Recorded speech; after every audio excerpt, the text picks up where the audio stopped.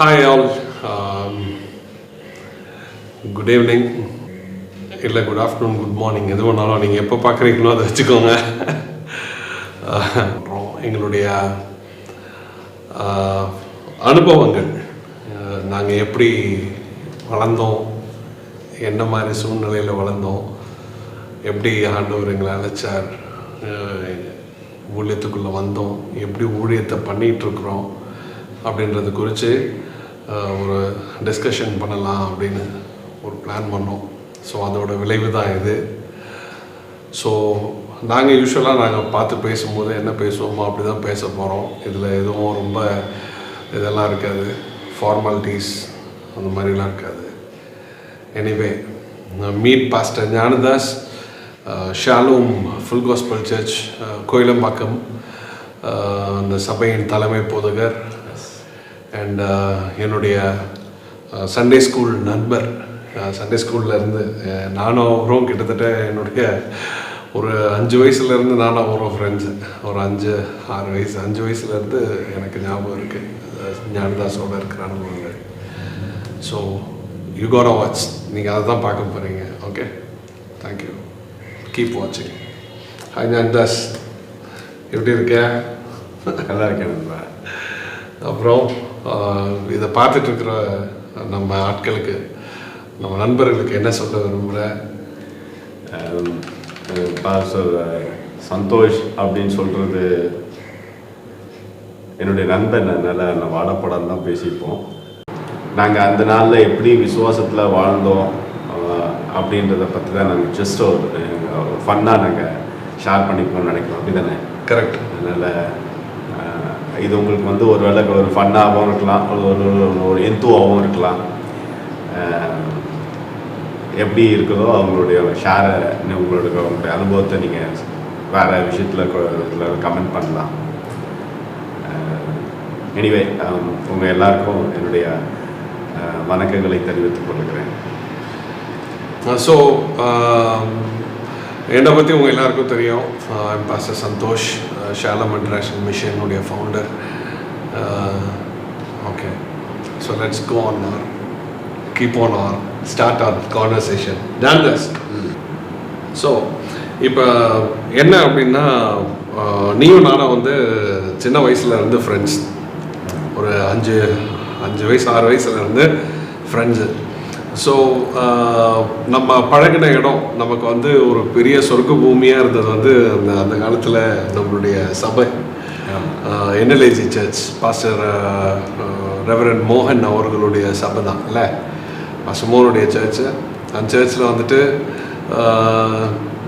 நம்ம அங்கே தான் அந்த சபை தான் நமக்கு ஒரு இன்ட்ரடக்ஷன், ஒரு மீட்டிங் பாயிண்ட்டாக இருக்கும். அதாவது சண்டே கிளாஸில் எஃப்சி ஆண்டி, அவங்க கிளாடி ஆண்டி, அப்புறம் நிறைய பேர் இருப்பாங்க. அவங்கெல்லாம் நமக்கு நிறையா சூப்பராக அவங்களுடைய எக்ஸ்பீரியன்ஸஸ்லாம் சொல்லி கொடுத்துட்ருப்பாங்க. அந்த காலத்தில் நம்முடைய சர்ச்சில் அந்த டைமில் சிறு வயதில் இருந்த அனுபவங்கள், லைக் NLAG சர்ச்சில் எப்படி நம்ம மீட் பண்ணுவோம், எப்படிலாம் நம்முடைய சண்டே ஸ்கூல் இருக்கும், என்ன எக்ஸ்பெக்டேஷனோடு இருப்போம், மீதி அந்த 5 நாள் மண்டே டு சாட்டர்டே வரைக்கும் எப்படி இருக்கும், சண்டே எப்படி இருக்கும் அப்படின்றத கொஞ்சம் ஷேர் பண்ணேன். சின்ன வயசில் இருந்த எக்ஸ்பெக்டேஷன்ஸ், லைக் சர்ச்சோடைய எக்ஸ்பீரியன்ஸ். அப்போல்லாம் பார்த்தோன்னா நீ உன்னோட வீடு CIT நகர், என்னோடய வீடும் CIT நகர். CIT நகர்லேருந்து நம்ம சர்ச்சுக்கு வருவோம். எனக்கு நல்ல ஞாபகம் இருக்குது, என்னை எங்கள் மாமா சைக்கிளில் கூட்டிகிட்டு வந்துடுவார், இல்லை நாங்கள் பஸ்ஸில் எப்படியாவது வருவோம், பஸ்ஸில் வந்துடுவோம். அந்த மாதிரி சர்ச்சுக்கு வந்துடுவோம். ஸோ நீ வரும்போது உங்கள் ஃபேமிலியாக, நீ உன்னுடைய தம்பி தங்கச்சி அம்மா அப்பா எல்லாருமே சர்ச்சுக்கு வருவீங்க. ஒரு பெரிய ஃபேமிலி, உங்களோட ஃபேமிலி, பாட்டி அஜித்தி, நிறைய பேர் வருவீங்க சர்ச்சில். அதுவும் எல்லோரும் உங்கள் ஃபேமிலியில் ஒரே மாதிரி வேறு இருப்பீங்க, எல்லாரோட ஃபேஸ் கட்டும் ஒரே மாதிரி இருக்கும். ஸோ அந்த அந்த அந்த காலகட்டங்கள் உனக்கு எப்படி இருந்துச்சு? அந்த அனுபவம் இன்றைக்கும் எப்படி இருக்குது அதை நினைக்கும் போது, சபைக்கு போகிற அனுபவம்? அப்போது இப்போ அப்போ நான் அந்த எக்ஸ்பீரியன்ஸை சொல்லணும் அப்படின்னு சொன்னால் எப்போ ஞாயிற்றுக்கிழமை வரும் அப்படின்னு சொல்லிட்டு இருக்கோம். ஏன்னா அந்த சின்ன வயசில் வந்து சர்ச்சுக்கு போகிற ஒரு ஈவெண்ட் வந்து ரொம்ப சந்தோஷமான ஈவெண்ட். ஏன்னா அந்த டைமில் எல்லா ஃப்ரெண்ட்ஸ்லாம் வந்து நம்ம மீட் பண்ணுவோம். ஸ்கூலுக்கு எவ்வளோதான் நம்ம போனாலும் அந்த ஃப்ரெண்ட்ஸ் சர்க்கிளில் வந்து சர்ச்சில் தான் மீட் பண்ணுற ஒரு பெரிய இது இருக்கும், அந்த இது இருக்கும். அப்போ வந்து ஞாயிற்றுக்கிழமை எப்போ வரும் அப்படின்னு சொல்லிட்டு ஒரு பயங்கர எக்ஸ்பெக்டேஷன்ஸ் இருக்கும். அந்த ஏன் அந்த எக்ஸ்பெக்டேஷன் இருக்குது அப்படின்னு சொல்லிட்டு சொன்னால், அதில் நம்ம இந்த சண்டே ஸ்கூல் டைம் இருக்கு இல்லையா, பாஸ்டர் மோகன் என்ன பண்ணுவார், அந்த ஹோல் காங்கிரிகேஷன் மெசேஜ் போகிறதுக்கு முன்னாடி என்ன பண்ணுவார், எல்லாரையும் வர வச்சு, சின்ன பிள்ளைங்கள்லாம் வர வச்சு எல்லாரையும் ஒரு ஒட்டு மொத்தமாக ஒரு பெரிய ஜோம் பண்ணிவிட்டு என்ன பண்ணுவார், கீழே கிராண்ட் ஹாலுக்கு போயிட்டு நீங்கள் போயிட்டு கிராண்ட் ஹால் இல்லை, ஆக்சுவலாக நம்ம வந்து அந்த டீமத்தின் அந்த பின்னாடி ஷெட் இருக்கும்போதுல ஷெட் இருக்கும்போதே அப்படி தான் நடக்கும். அப்படி போயிட்டு என்ன பண்ணுவோம், அங்கே போயிட்டு போக சொல்லுவாங்க. அப்போ நம்ம என்ன பண்ணுவோம், அந்த டைம் எப்போ வரும் அப்படின்னு சொல்லிட்டு என்ன பண்ணுவோம், அதுக்கு முன்னாடியே பாஸ்டர் மெசேஜ் கொடுக்குற டைம்லேயே என்ன பண்ணுவோம், முன்னாடி அந்த ஃபுல் பீட்க்கு பக்கத்துலேயே வந்து அட்டகாசம் பண்ணிகிட்டு இருப்போம். அது ஒரு பாஸ்டர் என்ன பண்ணுவார், பல்ல கடிப்பார் ஒரு மாதிரி, ஏன் இந்த மாதிரி இந்த பசங்க எப்படி இருக்காங்க அப்படின்னு சொல்கிற மாதிரி. ஆனால் அந்த டைம் வந்து எது இருக்குல்ல, எது அந்த சில்ட்ரன்ஸ் சர்வீஸ் வந்த உடனேயும் பயங்கர சந்தோஷமாக இருக்கும். முன்னாடியாக அப்படியே எல்லாம் முன்னாடி வந்து ஒரு ஜோம் பண்ணிவிட்டு பிறகு என்ன பண்ண கடற்கடன்னு கீழே இறங்கி போவோம்.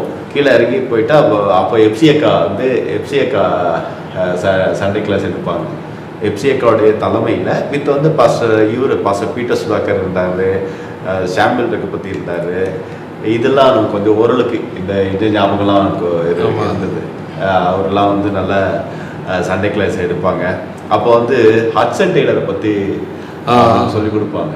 ஹட்சன் டெய்லரு, குல்ஷான் எஸ்தர் கதைலாம் கேட்பீங்க. குல்ஷான் எஸ்தர் வந்து பாகிஸ்தானில் பெரிய இதுவாக இருந்தாங்க, மிஷனரி. அவங்க எப்படி தொடப்பட்டாங்க, ஆண்டுக்குள்ளே வந்தாங்க அப்படின்றத பற்றிலாம் எஃப்சிஏக்கா பயங்கரமாக நல்லா இருக்கணும். அது வந்து ஒரு பயங்கர ஒரு சேலஞ்சாக இருக்கும் குல்ஷான் எஸ்தருடைய இதெல்லாம் பார்க்கும்போது. ஏன்னா நம்ம வந்து கிறிஸ்டியன் பேக்ரவுண்ட்லேயே இருந்து வந்து நம்ம ஆண்டவருடைய வார்த்தையை கேட்டோம் இல்லையா.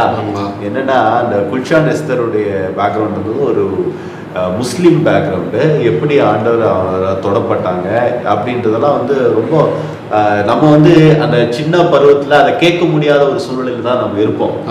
அதனால எஃப்சிஏக்கா அந்த இது சொல்கிறாங்களே, அந்த கதை சொல்லி கொடுக்குற அந்த டைம் இருக்கு பாருங்க, செமையா இருக்கும். ஒரு விஷயம் சொல்றேன் என்ன அப்படின்னா, எஃப்சி ஆண்டியோடைய சண்டே ஸ்கூல் ஸ்டூடெண்ட் எங்கள் அம்மா. என் அம்மா, என் சித்தி எல்லாரும், எங்கள் மாமா எல்லாருமே வந்து எஃப்சி ஆண்டியோடைய சண்டே ஸ்கூல் ஸ்டூடெண்ட்ஸு. அப்புறம் எங்கள் அம்மா தான் ஃபஸ்ட்டு மேரேஜ் நடக்குது நம்ம சர்ச்சோடைய ஃபஸ்ட் மேரேஜ் அம்மாது, என்னோடய அம்மாது. அடுத்து நானும் எஃப்சி ஆண்டி நான்லாம் வந்து next generation, second generation. So FC ஆண்டியோடைய சண்டே ஸ்கூலில் வந்துட்டு நம்ம செகண்ட் ஜென்ரேஷனாக வரும்.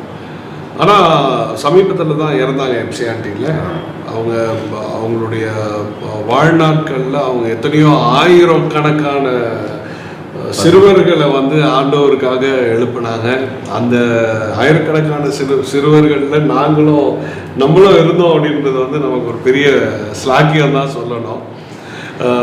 அதே மாதிரி நம்ம சண்டே ஸ்கூல் நடக்கிற அந்த டைம், சண்டே ஸ்கூல் டைம் வந்து சண்டே ஸ்கூல் சொல்ல மாட்டோம், சில்ட்ரன் சர்வீஸ் தான் நம்ம சொல்லுவோம். சில்ட்ரன் சர்வீஸ் கிராண்ட் ஹாலில் நடக்கும்.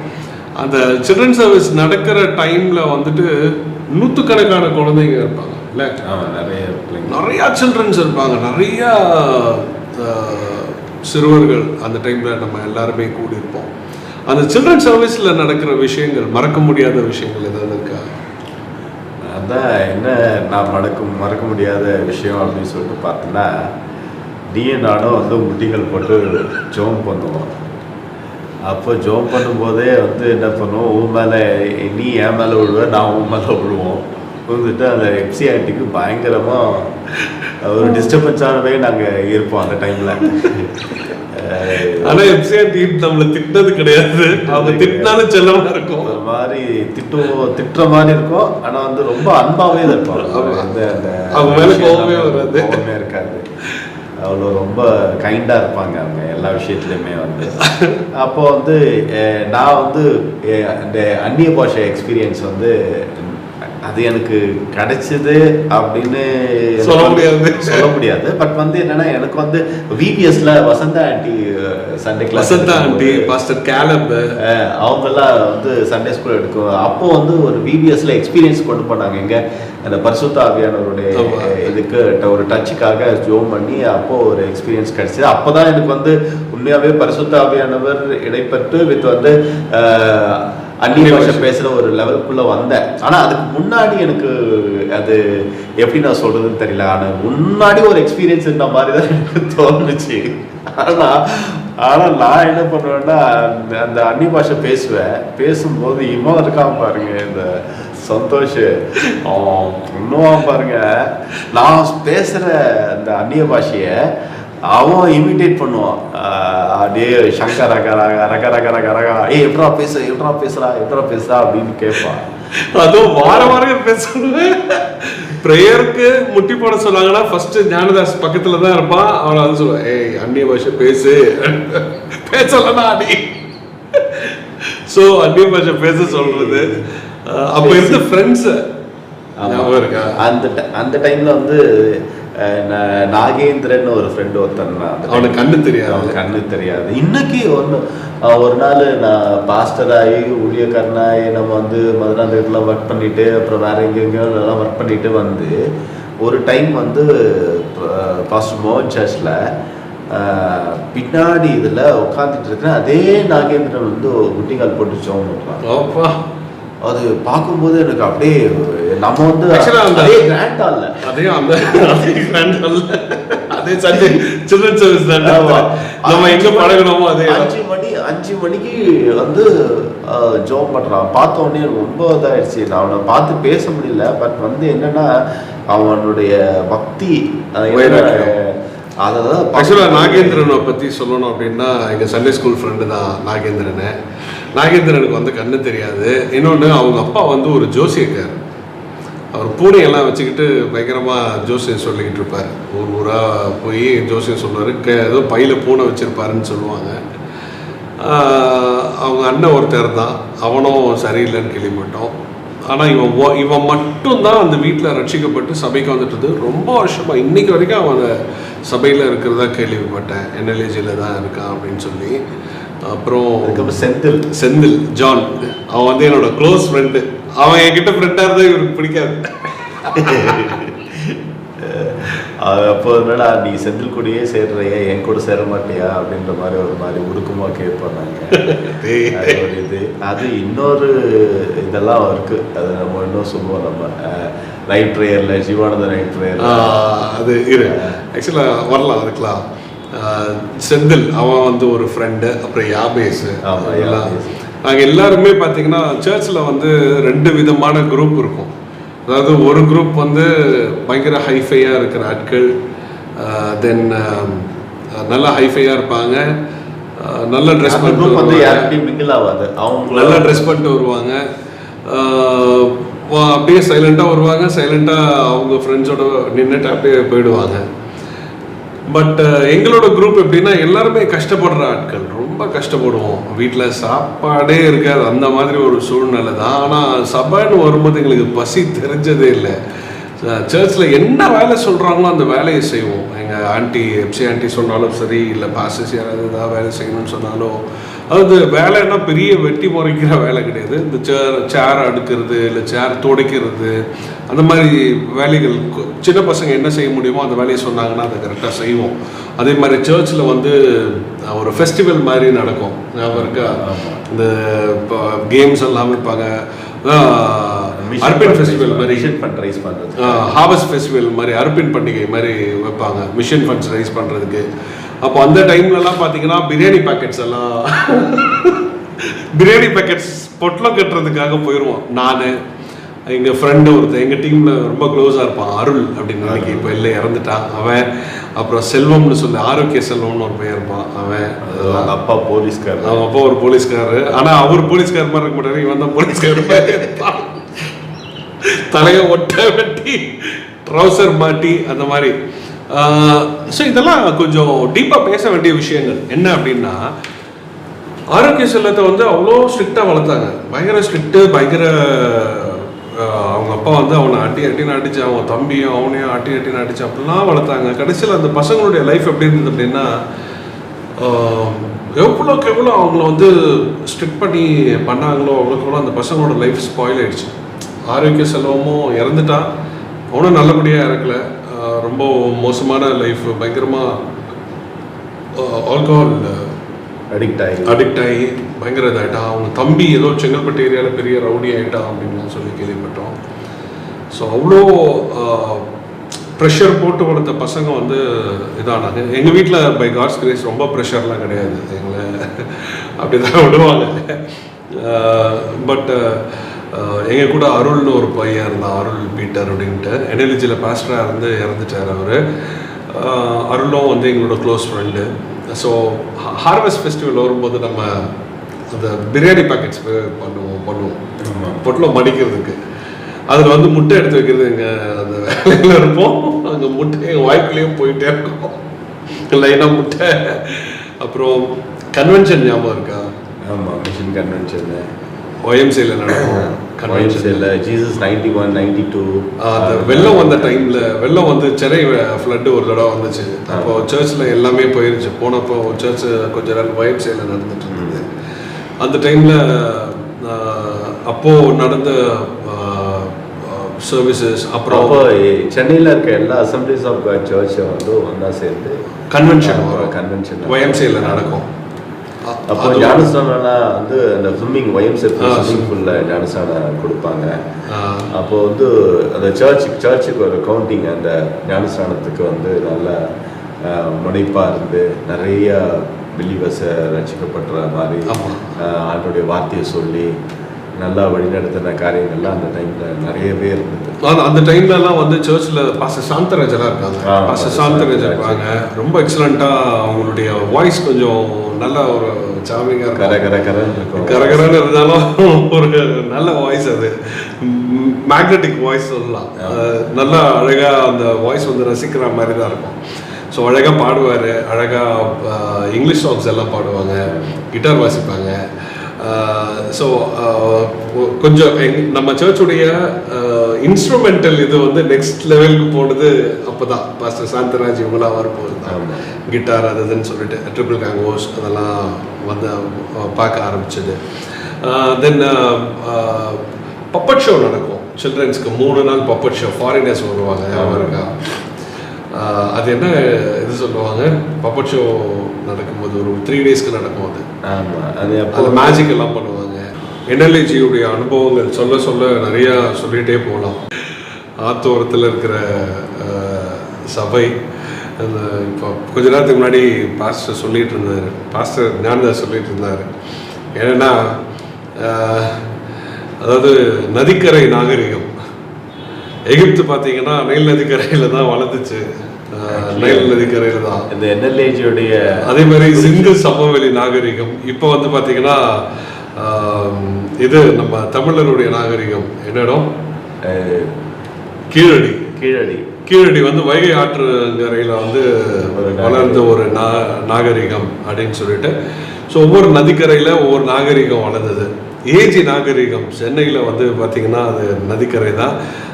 அது அடையாறு, அது ஆக்சுவலாக கூவம் ஆறு கிடையாது, அது அடையாறு தான். அடையாறு ஆற்றங்கரையில் வளர்ந்த ஒரு உன்னதமான நாகரிகம் அது ஏஜி நாகரிகம் அப்படின்னு சொல்லலாம். ஸோ அது ஒரு கோல்டன் பீரியட். கஷ்டப்பட்டு இருக்கிற குழந்தைங்களாக இருந்த எங்களுக்கு ஆண்டவர் நிறைய பாரத்தை கொடுத்தாரு. அந்த பாரம் வந்து எங்களுக்கு வந்துச்சு. ஸோ அது வந்து ஆக்சுவலாக அன்றைக்கி எங்களுக்கு கிளாஸ் எடுத்த எப்சி ஆண்டி அவங்களெலாம் தான் சொல்லணும். அவங்க அப்புறம் ஜான்சன் அண்ணா, ஜான் சாமுவேல் அண்ணன், அந்த அண்ணெல்லாம் இப்போ ரொம்ப லீனாக சின்ன பையன் மாதிரி இருப்பாங்க, அப்போவே தாடி வச்சுருப்பாங்க. அவங்களாம் ரொம்ப அழகாக கதை சொல்லுவார். சிங்கி மக்கியாக ஏதோ ஒரு அந்த குரங்கு கதை சொல்லுவார். பயங்கர எக்ஸைட்டிங்காக இருக்கும். அப்படியே கண்ணுக்கு முன்னாடி அது ஏதோ ஒரு திரையில் பார்க்குற மாதிரி இருக்கும். பயங்கர எக்ஸைட்டிங்காக அப்படியே ஒரு அந்த பாடி லாங்குவேஜ்லாம் பயங்கரமாக இருக்கும். அவங்க எப்போ வருவாங்க திருப்பி கதை சொல்கிறதுக்கு அப்படின்னு சொல்லிட்டு. ஆனால் அன்றைக்கி நடந்த சண்டே ஸ்கூலில் வந்து ஒரு பெரிய விஷயம் இருந்துச்சு. என்ன அப்படின்னு சொன்னால், அந்த ஒவ்வொரு சண்டே கிளாஸ் சில்ட்ரன் சர்வீஸுடைய முடிவுலையும் ஒரு கன்விக்ஷன் இருந்துச்சு. என்னென்னா, பிள்ளைகளை வந்து கதை சொன்னதோடு இல்லாமல் அதுக்கு பசங்களை ஒப்பு கொடுத்து அவங்கள ஆண்டவருக்குள்ளே வழி நடத்துறதுக்கு, பசங்களை ஒப்பு கொடுக்க வச்சு ஆண்டவருக்குள்ளே வழி நடத்தி அந்த சமுதாயத்தை ஒரு நல்ல ஒரு சமுதாயமாக, ஒரு நல்ல ஒரு பிள்ளைகளாக வளர்கிறதுக்கு அந்த சில்ட்ரன் சர்வீஸ் ரொம்ப யூஸ்ஃபுல்லாக இருந்துச்சு. ஆக்சுவலி எனக்கு என்ன ஞாபகம் வருதுன்னா, எங்கள் அம்மா இருக்காங்கல்ல, நான் சர்ச்சுக்கு வருவேன். சர்ச்சுக்கு வந்துட்டு எங்கள் அம்மா வந்து பஸ்ஸை விட்டு இறங்கி வரும்போது எங்கள் அம்மா சர்ச்சுக்குள்ளே போயிடுவாங்க. நான் அந்த சர்ச்சில் விட்டு நான் உடனேயும் அடுத்த பஸ்ஸை பிடிச்சி நான் என் வீட்டுக்குள்ளே வந்துடுவேன். வீட்டுக்குள்ளே வந்து அவ்வளோ ஒன்றும் என்ன தனியாக தான் இருப்பேன், வீட்டுக்குள்ளே தான் இருப்பேன். ஆனால் வேறு எங்கேயும் போக மாட்டேன். என்னமோ தெரியல, அது அந்த மாதிரி சர்ச்சுக்குள்ளே போய் உட்கார்றதுக்கு ஒரு மாதிரி இருக்கும், அப்படி இருக்கும். ஆனால் என்ன பண்ணுவேன், வீட்டுக்குள்ளேயே தான் இருப்பேன். அப்படி இருந்த என்ன இருந்தாலும் அந்த எப்சிஏக்கா கொடுக்குற அந்த அந்த கமிட்மெண்ட் இருக்குல்ல, அந்த ஆண்டவர் பற்றி சொல்லி அந்த காணிக்கை கொடுக்குறது, ஒவ்வொரு டீச்சிங் செஷன் முடிஞ்ச உடனேயுமே வந்து இப்படி இருக்கணும் இப்படி இருக்கணும்னு சொல்லிட்டு பெரிய சர்வீஸ் எப்படி நடத்தி அவங்களுக்கு வந்து கமிட்மெண்ட்டுக்குள்ளே கொண்டு போகிறாங்களோ, அதே மாதிரி சில்ட்ரன் சர்வீஸும் கமிட்மெண்ட்டுக்குள்ளே கொண்டு போவாங்க. அப்படிப்பட்ட என்ன நான் வந்து அப்படி இருந்த என்ன எங்கள் அம்மா வந்து கொடுக்குற காணிக்கையை எடுத்துகிட்டு போய் கொடுத்துட்டு, அப்போ வந்து எனக்கு கொஞ்சம் அப்படி தெரிகிற டைமில் என்ன பண்ணாங்க, ஒவ்வொரு காணிக்கைக்கும் என்ன பண்ணாங்க, பில் கொடுக்க ஆரம்பித்தாங்க. என்ன அதை கொடுத்துட்டு அதை வாங்கி எடுத்துகிட்டு வந்து எங்கள் அம்மா கிட்டே கொடுப்பேன். அந்த இது அது என்ன சொல்கிறேன்னா, நம்ம வந்து நம்ம லைஃப்பில் ஒரு டிரான்ஸ்ஃபர்மேஷன், அதை வந்து நான் உண்மையாகவே எப்சி ஆண்டி நல்லா கொண்டு போய் நம்மளை இன்றைக்கி ஒரு ஊழியக்காரனாக நம்ம இருக்கிறோம். நீங்கள் ஒரு இடத்துல ஊழியம் செஞ்சுட்ருக்கேன், நான் ஒரு இடத்துல ஊழியம் செஞ்சுட்ருக்கோம். நியூமரிக்காக நம்ம வந்து பெரிய லெவல் அப்படின்றதுனாலும் கூட நம்முடைய லைஃப்பில் நம்ம கொடுத்துருக்குற காலிங்கில் நம்ம இந்த நாள் வரைக்கும் இருக்க தான் செய்கிறோம். பெரிய ரிசல்ட் அப்படின்னு சொன்னால் இன்றைக்கி எல்லாமே ரிசல்ட் ஓரியன்ட் சர்ச்சஸ் தான் நம்ம பார்க்குறோம். அவங்கள தான் பாஸ்டர்ஸ்ன்னு இன்றைக்கி அங்கீகாரம் பண்ணுறாங்க, ரெக்கக்னைஸ் பண்ணுறாங்க. பட் நம்மள மாதிரி ஆட்கள்லாம் வந்து யாரும் தேடிலாம் யாரும் வந்து வருது கிடையாது. பட் என்ன ஆக்சுவலாக இப்போ பேட்டி கூட பார்த்தீங்கன்னா நாங்கள் எங்கள் சேனலில் நாங்களே பேசி போட வேண்டியதாக இருக்குது. காமெடிக்காக சொல்கிறேன். அதுக்காக நாங்கள் வந்து அந்த மாதிரிலாம் ஆண்டவருக்குள்ள நடத்துறதுக்கு அந்த எப்சி ஆண்டியை மாற்றினால தான் முடியும். ஆமாம், அல்ல எப்சி ஆண்டி. அதே மாதிரி இன்னொரு விஷயம் சொல்லணும். நான் வந்து பைபிள் காலேஜ் அங்கே எம்ஏபிசி போகும்போது ஆண்டியை பார்த்தேன். ஓடி போய் ஆண்டியை பார்த்த உடனே ஓடி போயிட்டு, ஆண்டி காலேஜில் ஜாயின் பண்ணிட்டேன் அப்படின்னேன், எம்ஏபிசியில் ஜாயின் பண்ணியிருக்கேன் அப்படின்னு சொல்லிட்டு.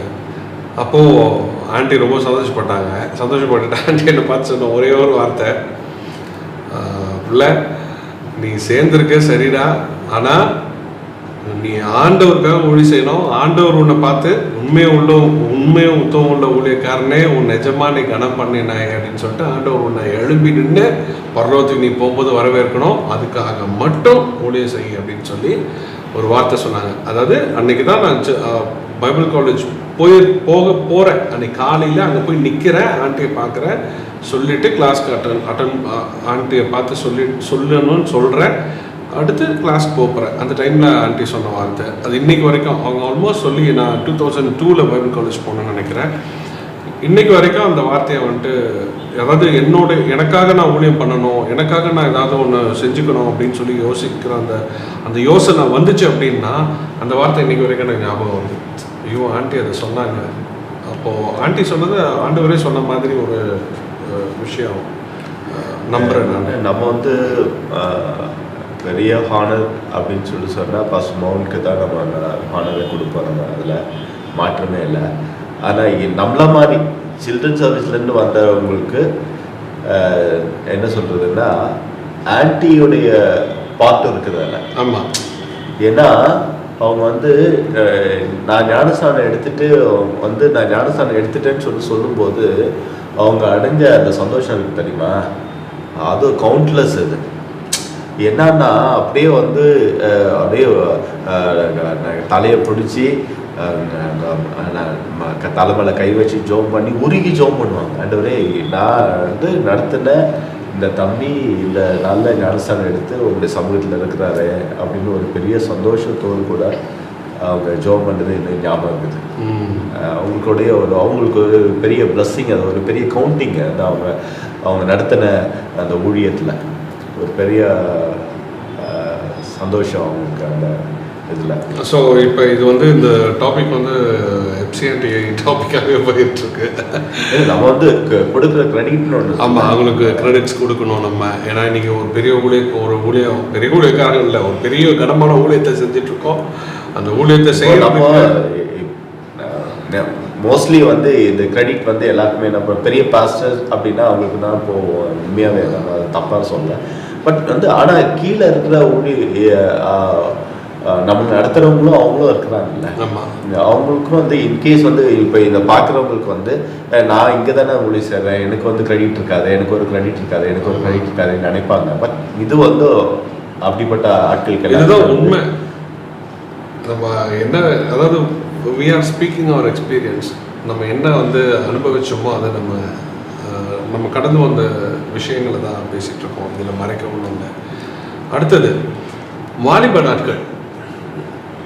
சின்ன வயசில் எல்லாமே இருந்தது பார்ப்போம். விபிஎஸ்ல வந்துட்டு விபிஎஸ் போகிறதே வந்து ரஸ்னா குடிக்கிறதுக்கும் அந்த மேரி பிஸ்கட் சாப்பிட்றதுக்கும். விபிஎஸ்ல அந்த ரஸ்னா, அந்த ஒரு கிளாஸ் ரஸ்னாவும் மேரி பிஸ்கட்டும் அந்த ஒரு வருஷத்துக்கு வெயிட் பண்ண வைக்கும். அடுத்த வருஷம் எப்படா விபிஎஸ் வரும் அப்படின்னு சொல்லிட்டு. அடுத்து கொஞ்ச நாள் ஆன பிறகு அதில் வந்து நம்ம வாலண்டியர்ஸாக மாறணும். ஸோ வாலண்டியர்ஸ் ஆகிட்டோம். வாலண்டியர்ஸ்ன பிறகு நமக்கு ஏதோ ஒரு ரெக்க மறைச்ச மாதிரி இருந்தது. ஏன்னா இனிமேல் கிளாஸ் தேவையில்லை, கிளாஸ் போய் உட்காரவே தேவையில்லை, எல்லாரையும் மேய்க்கலாம், அப்புறம் எல்லாருக்கும் மிரட்டலாம், எல்லாருக்கும் ரஸ்னா கொடுமை நம்ம தான் கொடுப்போம். அந்த மாதிரி அதில் பயங்கர அட்டகாசம் பண்ணுவோம் நிறையா இது. ஸோ நம்மளுடைய ஃப்ரெண்ட்ஸ், எங்களுடைய சண்டே ஸ்கூல் லைஃபு, இந்த சில்ட்ரனாக இருக்கும், குழந்தையாக இருக்கும்போது, இந்த சிறு பிள்ளைங்களாக இருக்கும்போது இந்த லைஃப் வந்துட்டு எங்களால் மறக்கவே முடியாது. இன்னைக்கு வரைக்கும் நானும் இவனும் ஒன்றா இருக்கோம் அப்படின்னா அன்னைக்கு நாங்கள் இருந்த அந்த ஒற்றுமை, அன்னைக்கு எங்களுக்குள்ளே இருந்த அந்த பாண்டிங் தான் சொல்லணும். அது வந்து ஆண்டவர் ஏற்படுத்தின பாண்டிங் தான் சொல்லலாம். ரெண்டாவது சர்ச் வந்துட்டு எங்களை அந்த மாதிரி வளர்த்துது. அந்த மாதிரி எங்களை வந்து வளர்த்து விட்டாங்க எங்களுடைய சண்டே ஸ்கூல் டீச்சர்ஸ். ஸோ நம்ம வந்து பிக்னிக் போகும்போது நம்ம வந்து நான் பிக்னிக் எல்லாரும் போவோம். 2 பஸ் 3 பஸ்ல திப்போம். நான் எஸ்யூ தான் நிறைய எல்லாம் பெரிய ஊர்ல இல்லை. எனக்கு ஆக்சுவலாக பூண்டிக்கு போனது ஞாபகம். பூண்டிக்கு போனது நாகப்பழம்லாம் பயங்கர நாகப்பழம், கீழெல்லாம் நாகப்பழம் போய் உட்கார வச்ச இடத்துல சாயங்காலம் குரங்கு வந்துருச்சு, நிறைய குரங்கு வந்து. அது என்ன ஒரு பெரிய விஷயம்னா, ஃபர்ஸ்ட் மோன் வந்து டிரைவர் சீட்டு பக்கத்தில் உட்காந்துட்டு இருப்பாரு. அந்த பஸ்ல வந்து ஃபர்ஸ்ட் மோன் வந்து அந்த இதுல டிரைவர் சீட் பக்கத்துல உட்காந்து. அப்போ 3 பஸ் 3 பஸ் போகும். ஆமா, பேர் மினிமம் 3 பஸ் இருக்கும். ஏன்னா எனக்கு தெரிஞ்சு நம்மளோட சில்ட்ரன் சர்வீஸ், எனக்கு விவரம் தெரியும் போது நம்மளோட சில்ட்ரன் சர்வீஸ்ல மோர் தென் 150 சில்ட்ரன்ஸ் இருப்பாங்க. 150 பசங்க மேல இருக்கும். கிராண்டால ஒரு பாதி ஃபுல்லா சில்ட்ரன் தான் ஆக்குபை பண்ணியிருப்போம். அவ்வளோ அப்போவே நம்ம சர்ச்சோட ஸ்ட்ரென்த்தும் மோர் தென் 2000 கிட்ட வந்துருச்சு.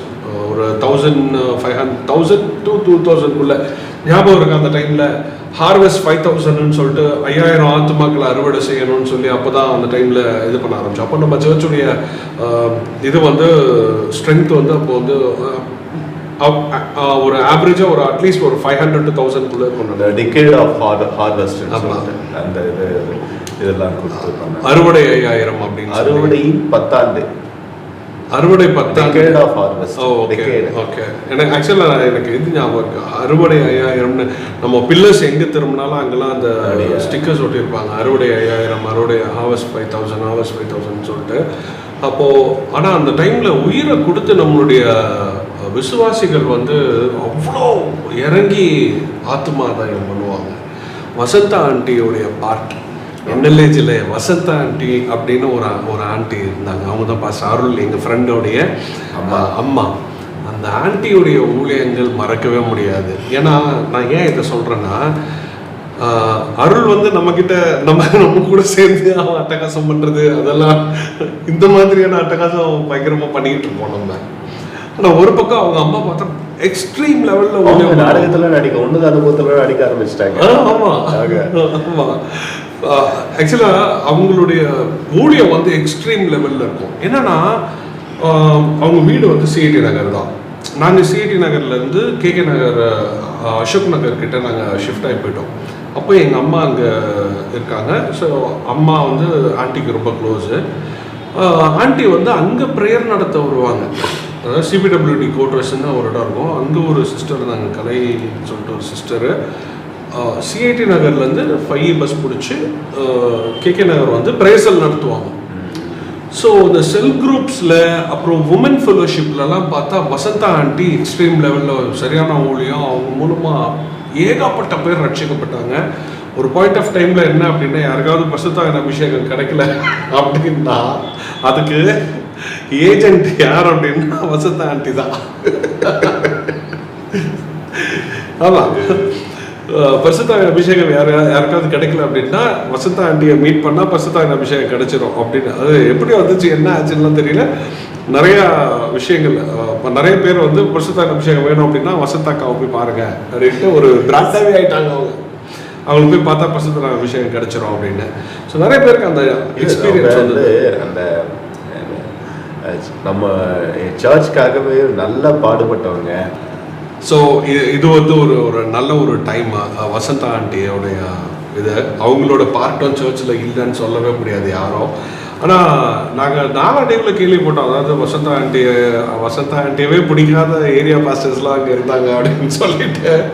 ஏன்னா அவங்க ரொம்ப டாமினேட் பண்ணுறாங்க அப்படின்லாம் சொல்லி. பட் வசந்தா ஆண்டியோடைய பார்ட் ஊழியம் ஆரம்பத்தில் அப்படின்னா நாங்கள் கண்கூட பார்த்துருக்குறோம். அவங்க வீட்டுக்கு போவோம், அங்கே நடக்கிற ப்ரேயருக்கு போவோம், அவங்க எங்கள் வீட்டுக்கு ப்ரேயருக்கு வருவாங்க. இன்றைக்கி நிறைய சர்ச்சஸில் அதெல்லாம் பார்க்க முடியல. ஏன் உன் சர்ச்சில் ஏதாவது அந்த மாதிரி ஒரு ஆண்டி, அந்த மாதிரி யாராவது ஒரு பிலீவர் அது அந்த மாதிரிலாம் பார்க்க முடியல.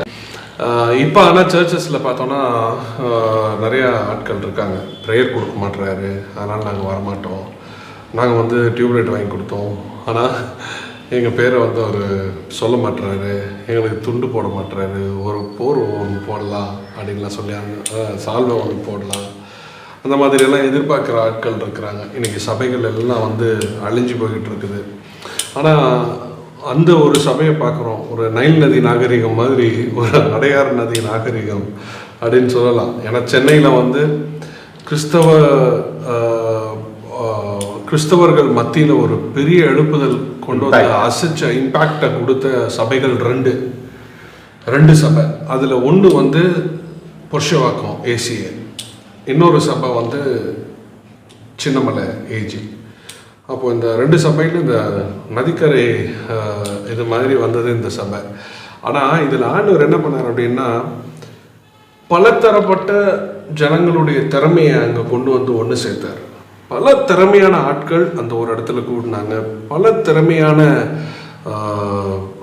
மியூசிஷியன்ஸ், ப்ரீச்சர்ஸ், அப்புறம் ஊழியம் பண்ணுறவங்க. அதாவது மேடையில் நின்று பிரசங்கம் பயங்கரமாக பண்ணுற ஒரு ஆள் ஊழியக்காரன் அப்படின்றத விட அந்த இடத்துல கண்கூட பார்க்க முடிஞ்சுது டோர் டு டோர் போய் ஆத்மாதாயம் பண்ண ஆட்கள். வசந்தா ஆண்டி மாதிரி அவங்க யாருமே கிரெடிட்டை தேடிக்கல. ஆமாம், ஒரு பெரிய விஷயம். டெடிகேஷனோட அவங்களோட பேர்லாம் வெளியே வராமல் டெடிகேஷனோட எனக்கு அந்த மாதிரி நிறைய ஆட்களை நம்ம சபையில் நம்ம பார்த்தோம். யாரும் அதாவது பிஹைண்ட் த ஸ்க்ரீன் மாதிரி அவங்க பேரே இருக்காது. சமாரிய ஸ்திரீ, சமாரியாவை சேர்ந்த சிறு பெண், அந்த மாதிரியான அடையாளங்களோட ஏகப்பட்ட பேர் பெரிய காரியங்களை செஞ்சாங்க. அந்த மாதிரி இந்த சபையிலையும் அநேகர் இருக்கிறாங்க, ஆனால் அவங்களுடைய பெயர்கள் எல்லாம் வெளியில் தெரியாது. ஸோ சிறுவயதை பற்றி நம்ம நிறையா பேசணும். நிறையா நம்ம சிறுவயது அனுபவங்கள், சர்ச்சில் இருந்த அனுபவங்கள் அது ரொம்ப நல்லா இருந்தது. நம்ம பெற்றோரும் நம்மளை சபைக்கு அது மாதிரி அனுப்புனாங்க. அவங்களோட டெடிகேஷனும் இருந்துச்சு. அவங்களும் அழகாக நம்மளை சபை கொண்டு போகிறது, கூட்டிகிட்டு வர்றது, அந்த மாதிரியான விஷயங்கள். சபையில் நம்மளை அலோவ் பண்ணுறது, எந்த வேலை சபைக்காக செய்யணும் அப்படின்னாலும் ரெஸ்ட்ரிக்ஷன்ஸ் இல்லாமல் இந்த வேலை மட்டும்தான் செய்யணும். பெருக்க சொல்கிறாரா பாஸ்டர், இனிமே அங்கே போகாத அப்படின்னு சொல்லாமல் எல்லா வேலையும் செய்ய விட்டாங்க நம்ம ஆட்கள். தேவாலயத்துக்கு போய் நம்ம அந்த பெருக்க சொல்கிற வேலையை சில பேர் அப்படி பார்க்குறவங்க இருந்தாங்களா எனக்கு தெரியல. பட் நாம் அதை எதுவுமே பார்க்காம பண்ணோம். இல்லை, அதான் என்ன சொல்ல வரேன் அப்படின்னா, அந்த தேவாலயத்துக்கு ஒரு சின்ன குழந்தைங்களாம் நம்ம இருக்கும்போது நம்ம செய்கிற ஒவ்வொரு விஷயங்களையும் அப்ரிஷியேட் பண்ணி, இதை நீ ஆண்டவருக்காக செய்கிற, இதுக்கான பலன் பெருசாக இருக்கும் அப்படின்னு சொல்லி நம்மளை உற்சாகப்படுத்தினாங்க. இன்றைக்கி நம்ம எல்லாம் ஒரு ஊழியக்காரங்களாக இருக்கோம். நம்மளை சுற்றி இருக்கிற ஆட்களுக்கு மத்தியில் ஒரு நல்ல ஒரு சமுதாயத்தை நம்ம கட்டமைச்சிக்கிட்டு இருக்கிறோம். ஸோ இன்றைக்கி பேசினது ரொம்ப பிரயோஜனமாக இருந்தது. கேட்ட உங்களுக்கும் பிரயோஜனமாக இருக்கும்னு நினைக்கிறேன். ஸோ நம்மளுடைய வாலிப நாட்களை குறித்து நம்ம வருகிற நாட்களில் நம்ம நெக்ஸ்ட் இதில் நம்ம டிஸ்கஸ் பண்ண போகிறோம். So until then bye to you. எல்லாம் நல்லா இருங்க, சந்தோஷமாக இருங்க. ஞானதாஸ், நீ சொல்ல. கேட்ட யாவருக்கும் நன்றிகளை தெரிவித்துக் கொள்கிறோம். மீண்டும் இதே அதை காரியத்தோட கூட நம்ம பார்ப்போம். இன்னும் சில காரியங்களை நம்ம பேசுவோம்.